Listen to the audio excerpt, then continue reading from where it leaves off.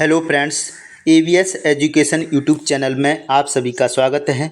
आज इस वीडियो में हम पाषाण काल का पार्ट 4 पढ़ने वाले हैं, जो कि आज अंतिम पार्ट है। इससे पहले हम पार्ट 1, 2, 3 कंप्लीट कर चुके हैं और साथ ही मैंने प्राचीन भारतीय इतिहास के स्रोत टॉपिक को भी कंप्लीट करा दिया है। अगर आपने उन टॉपिकों को नहीं देखा है तो सबसे पहले आप देख लीजिए, क्योंकि आपकी इतिहास पढ़ने की एक लिंक बनी रहेगी। अगर आप चैनल पर नए हो तो please subscribe my channel, video को लाइक और शेयर ज़रूर कर दें और साथ ही ऑल नोटिफिकेशन बेल आइकन को प्रेस कर लें, ताकि मैं जो भी वीडियो अपलोड करूं वो आपके पास आसानी से पहुंचती रहे। साथ में मैं आपसे रिक्वेस्ट करूंगा कि अगर आप ऑब्जेक्टिव टाइप वीडियो भी चाहते हैं तो वो भी मैं आपके लिए लेकर के आऊँगा। और अगर आपको मेरी वीडियो में किसी भी प्रकार की कोई कमी लगती है तो प्लीज़ मुझे बताने का कष्ट करें, ताकि मैं उसमें सुधार कर सकूं। और अगर आपको मेरा डाटा पसंद आता हो तो please please please subscribe my channel. तो चलिए आज के इस पार्ट को हम शुरू कर लेते हैं, जो कि हमारा आज का अंतिम पार्ट है पाषाण काल से संबंधित। तो देखिए भाई, मैंने शुरू किया था पाषाण काल, और तो आज इसमें हम एक ओवरव्यू देखेंगे पाषाण की प्रमुख विशेषताएं। तो पाषाण काल में हमने 3 भाग किए थे: पुरापाषाण काल, मध्य पाषाण काल, नव पाषाण काल। और पुरापाषाण काल के भी हमने 3 भाग किए थे: निम्न पुरापाषाण काल, मध्य पुरापाषाण काल, उच्च पुरापाषाण काल। ठीक है, तो इनके बारे में आज थोड़ी थोड़ी एक जानकारी, एक ओवरव्यू ले लेते हैं। तो जो पुरापाषाण काल का पहला पार्ट था, निम्न पुरापाषाण काल, किस भूवैज्ञानिक युग का है? तो निम्न प्लीस्टोसीन काल का है। ध्यान रखना, निम्न पुरापाषाण काल निम्न प्लीस्टोसीन काल का है। दूसरा है मध्य पुरापाषाण काल, ये मध्य प्लीस्टोसीन काल का है। तीसरा है उच्च पुरापाषाण युग, ये उच्च प्लीस्टोसीन काल का है। कहने का मतलब जो पुरापाषाण काल है वो किस काल का है? प्लीस्टोसीन काल का है। याद कैसे रखना है?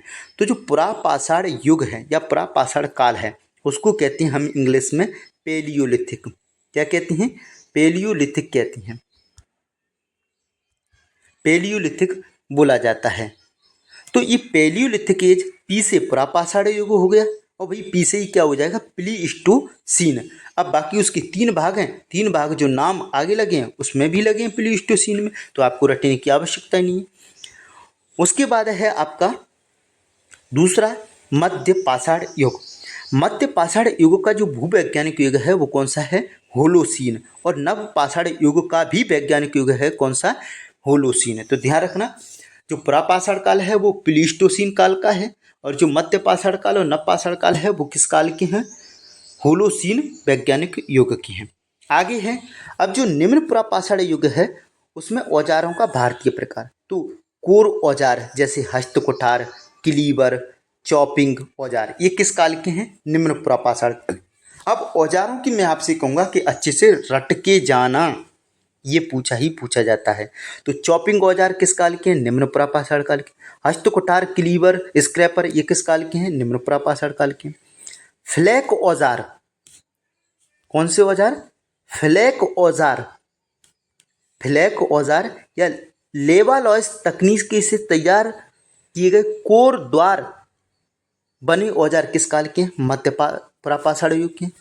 उसके बाद है फ्लैक पर बने ब्लेड जैसे समांतर फलक, ब्लेड और व्यूरिन, ब्लेड और व्यूरिन है उच्च पुरापाषाण काल के हथियार। माइक्रोलिथ या सूक्ष्म औजार या छोटे औजार किस काल के हैं? मध्य पाषाण काल के। और उसके बाद है आपका सेल्ट, चमकीले, हस्त कुठार और पुरा कुठार, ये किस काल के हैं? नव पाषाण काल के। इनकी जीवन शैली कैसी थी किस काल में?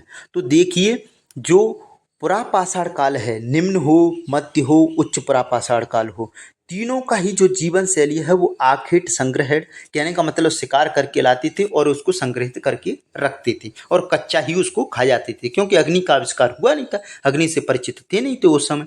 तो आखेट संग्रहण, आखेट संग्रहण, आखेट संग्रहण। उसके बाद है मध्य पाषाण युग आता है। यहाँ पर भी जो शिकार तो करते थे लेकिन कम मात्रा में करने लगे। आखेट और संग्रहण भी, यहाँ पर मछली पकड़ना भी प्रारंभ कर दिया और पशुपालन का आरंभ हो जाता है किस काल में? मध्य पाषाण युग में। लेकिन नव पाषाण युग एक बहुत ही विकसित युग था जिसमें पशुपालन और कृषि पर आधारित खाद्यान्न उत्पादन होने लगा, यानी कि इन्होंने आखेट करना छोड़ दिया, शिकार करना छोड़ दिया। तो ये था एक ओवरव्यू। आगे चलेंगे, अन्य जो शेष जानकारी रह गई है। आगे है मानव द्वारा सर्वप्रथम अनाज जो प्रयोग में लाया गया वो कौन सा है? जौ है।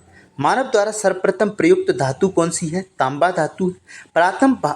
प्रथम भारतीय प्राग ऐतिहासिक अध्ययन दल का गठन भारतीय पुरातत्व महानिदेशक किसने किया था? के.एन. दीक्षित ने किया। किसने? के.एन. दीक्षित ने किया था, ध्यान रखना। आगे चलेंगे, प्राक इतिहास की प्राप्तियां। भीमबेटका मध्य प्रदेश के रायसेन जिले में स्थित है। होमोसेपियन मानव की गुफा मानी जाती है। तो होमोसेपियन मानव की गुफा कहाँ पर है? भीमबेटका है, मध्य प्रदेश के रायसेन। प्रथम मानव गुफा चित्रकला का उदाहरण कौन सा है? भीमबेटका। नेवासा रोमन अरेटाइन शैली के बर्तन कहाँ से मिले हैं? नेवासा महाराष्ट्र से मिले। पटसन का साक्ष्य कहाँ से मिले हैं? नेवासा महाराष्ट्र से मिला है, ध्यान रखना है अच्छी सी। रोमन अरेटाइन शैली के बर्तन कहाँ से मिले हैं? नेवासा महाराष्ट्र से। पटसन का साक्ष्य कहाँ से मिले हैं? नेवासा महाराष्ट्र से। आगे चलेंगे, आगे है लोहे की भट्टियां व सर्वाधिक लोहे के औजार कहाँ से प्राप्त हुए हैं? अतरंजी खेड़ा। कहाँ से प्राप्त हुए हैं? अतरंजी खेड़ा से प्राप्त हुए हैं लोहे की भट्टियां व सर्वाधिक लोहे के औजार प्राप्त हुए हैं। उसके बाद है इनाम गांव, ये कहाँ पर है? महाराष्ट्र में। मातृ देवी की प्रतिमा, विविध शिल्पों के प्रचलन के प्रमाण और मातृ देवी की प्रतिमा, इनाम गांव महाराष्ट्र से।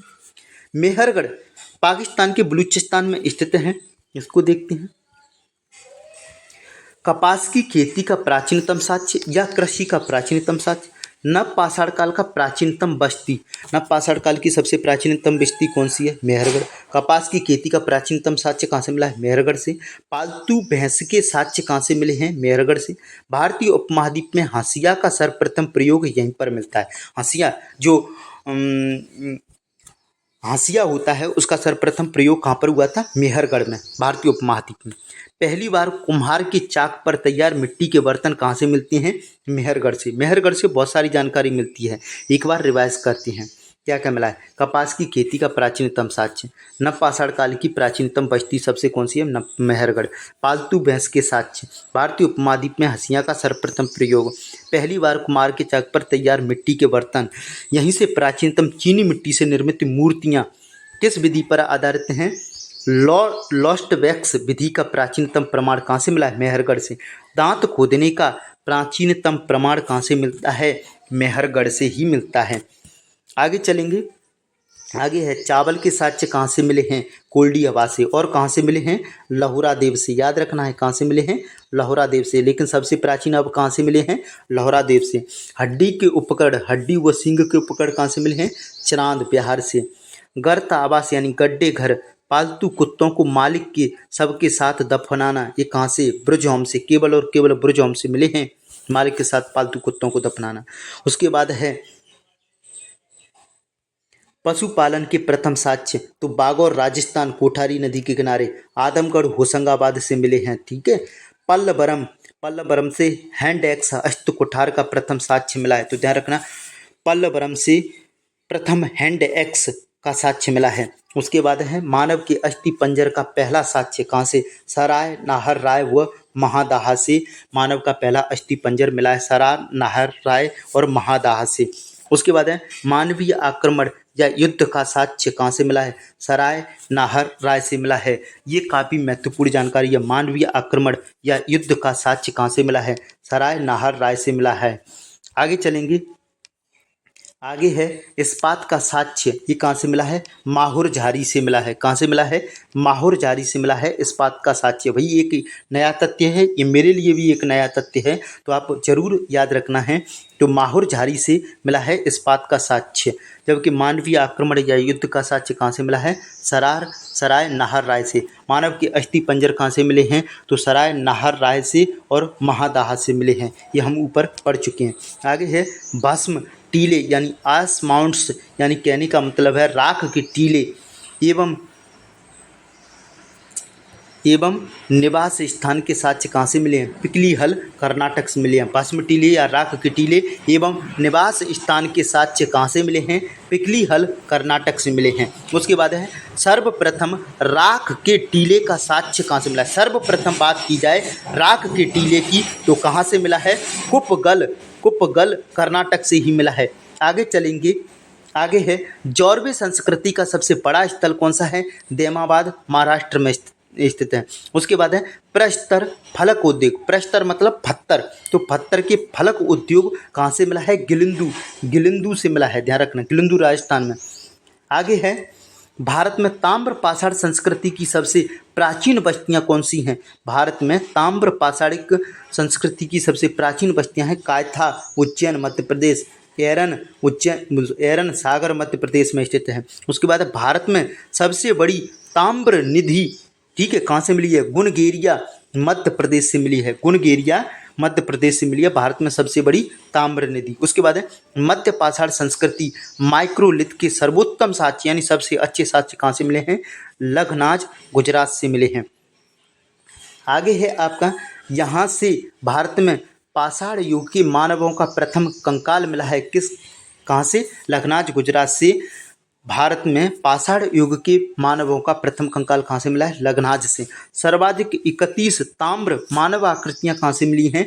मदनपुर से, ध्यान रखना। सर्वाधिक 31 ताम्र मानव आकृतियां कहाँ से मिल रही हैं? मदनपुर से। भारतीय उपमहाद्वीप का सर्वाधिक उत्खनित ताम्र पाषाणिक स्थल यानी कि सर्वाधिक उत्खनन किया गया था उस स्थल पर, और वो ताम्र पाषाणिक स्थल था, वो कौन सा है? नवदा टोली मध्य प्रदेश के खरगोन जिले में स्थित है नवदा टोली। आगे चलेंगे। आगे है जौरवी संस्कृति का सबसे बड़ा स्थल प्रवरा नदी, या प्रवरा अगर ऑप्शन में नहीं आएगी तो गोदावरी ऑप्शन में आएगी, उसको भी लगा सकती हैं। कहाँ पर है? देमाबाद महाराष्ट्र में। सर्वप्रथम गुफाओं के जीवाश्म कहाँ से मिले हैं? नर्मदा घाटी से मिले हैं। सर्वप्रथम गुफाओं के जीवाश्म कहाँ से मिले हैं? सर्वप्रथम पशुओं के जीवाश्म, गुफाओं के नहीं, सर्वप्रथम पशुओं के जीवाश्म कहाँ से मिले हैं? नर्मदा घाटी से प्राप्त हुए हैं। आगे है भारत में प्रथम पुरापाषाणिक पूजा स्थल कौन सा है? वाघोर मध्य प्रदेश में स्थित है। भारत में प्रथम पुरापाषाणिक पूजा स्थल कहाँ से मिला है?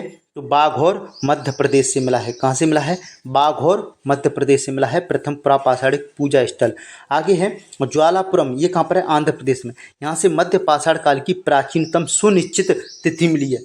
मध्य पाषाण काल की प्राचीनतम सुनिश्चित तिथि कहाँ से मिली है? तो ज्वालापुरम आंध्र प्रदेश से मिली है। उसके बाद है यूनिसेरियल हार्पून भी कहाँ से मिला है? ज्वालापुरम आंध्र प्रदेश से मिला है। आगे है आपका जंगली चावल हस्त निर्मित मृद भांड का प्राचीनतम साक्ष्य। जंगली चावल और हस्त निर्मित प्राचीनतम मृद भांड का साक्ष्य कहाँ से मिला है? चौपानी मांडू से। उसके बाद है सराय नाहर राय, यहाँ से मानवीय आक्रमण या युद्ध का प्राचीनतम साक्ष्य कहाँ से मिला है? सराय नाहर राय से मिला है। आगे चलते हैं। आगे है महदाहा ऑस्टियो आर्थराइटिस गठिया के प्रमाण कहाँ से मिले हैं? महादाह से, यानी गठिया रोग के जो प्रमाण मिले हैं ऑस्टियो आर्थराइटिस के, वो कहाँ से मिले हैं? महदाहा उत्तर प्रदेश से। उसके बाद है कनेवल शहर, इस मध्य पाषाणकालीन स्थल से ऊँट की हड्डियाँ मिली हैं। कहाँ से मिली हैं ऊँट की हड्डियाँ? कनेवल से मिली हैं। मध्य पाषाणकालीन स्थल है कनेवल, और ऊँट की हड्डियाँ हमको मिली है। भारत में प्राचीनतम चूल्हे का प्रमाण बिलासुरगाम से मिला है, ठीक है, जो आंध्र प्रदेश में स्थित है। आगे है औदे। औदे कहाँ पर स्थित है? तमिलनाडु में। अस्मीकृत मानव शिशु कपाल का साक्ष्य मिला है। अस्मीकृत मानव शिशु कपाल का साक्ष्य कहाँ से मिला है? औदे तमिलनाडु से। मानव पैर की अस्थियों के साक्ष्य कहाँ से मिले हैं? अतिरंपकम से, ठीक है, यहाँ से कुल्हाड़ी भी मिली है अतिरंपकम से। मानव पैर की अस्थियों के साक्ष्य अतिरंपकम। शुतुरमुर्ग के घोंसलों का प्राचीनतम साक्ष्य कहाँ से मिला है? प्रकाशम आंध्र प्रदेश से मिला है। लेकिन शुतुरमुर्ग के अंडों का प्राचीनतम साक्ष्य मिला है पटड़े महाराष्ट्र से, और शुतुरमुर्ग के घोंसलों का प्राचीनतम साक्ष्य मिला है आपके प्रकाशम आंध्र प्रदेश से। आगे चलेंगे।